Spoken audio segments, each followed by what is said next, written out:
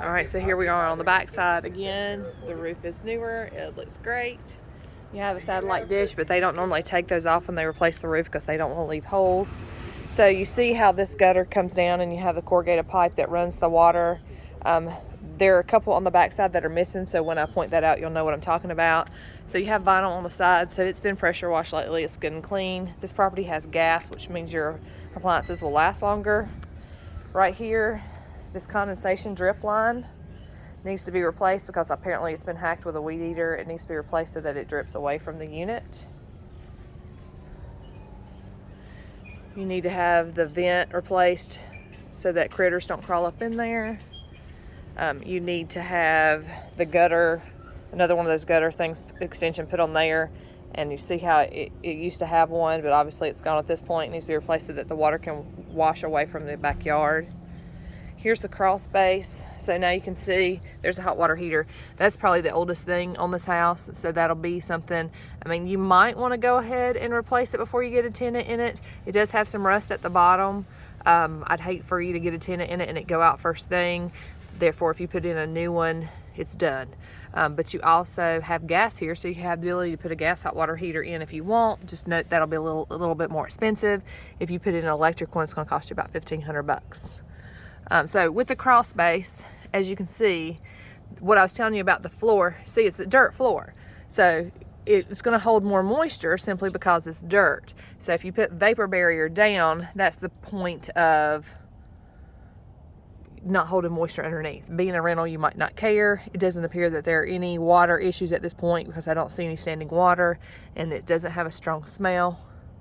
But that was what we were talking about before. So the crawl space is pretty big. You got a big door. Definitely.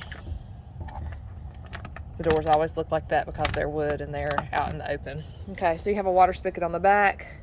You have a few things that need to be cleaned out. The deck appears to be in good shape. So it is fenced. So I don't know if you're going to allow for pets, but you have that option if you're going to. Just know pets put a little bit more wear and tear on the house. However, you do cut out a majority of renters if you don't allow for pets. So you have this one tree.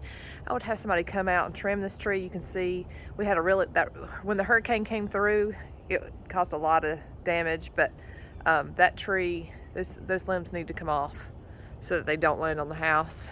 You have a little dip in the yard, but that's just the dip. That's why the fence is like that, because that's the way it flows, but that's good because that means the water flows out that way. So you have a raised flower bed here. Sorry, don't mean to blind you with the light. So on the back side, you have mostly vinyl and brick on the bottom. The deck looks good. You have a gate here that can either keep a dog in or out, which is nice. The back door has a screen door on it as well. And then you have storage out here. I'm not sure if this door is locked or not. It is. I don't have that key with me, so I can't see on the inside. For the biggest part, you might just want to, I mean, you don't even have to do that right now. I mean, it's not rotted. Just know that's bare wood. Either needs to be roof painted. But again, not something that you have to do currently. And then you've got this side of the house, which is vinyl as well. So you have that corrugated pipe running through there. There's one missing. There's a gutter up top that's also missing some piping as well that you'll want to add. Fence looks to be in great shape. Neighborhood's very, very quiet, which is nice. Like I said, just a little bit of trash that needs to be picked up. You do have a plug outside, which is nice. Again, the home inspector will check all that stuff, ensure it's all working. He'll go in the crawl space. He'll go in the far corner that I did not crawl into. But yeah, I mean, it looks like a sound property.